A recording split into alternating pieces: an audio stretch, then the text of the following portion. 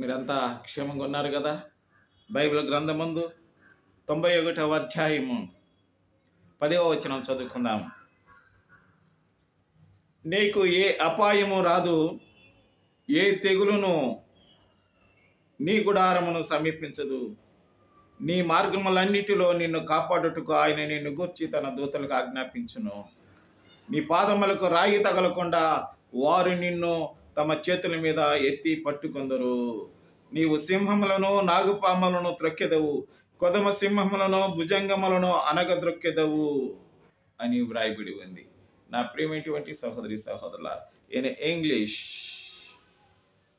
no evil shall be allowed to befall you, no plague come near your tent, for the will command his angels concerning you to guard in all your ways, and their hands they will bear you up, lest you strike your foot against a stone అని వ్రాయబడి.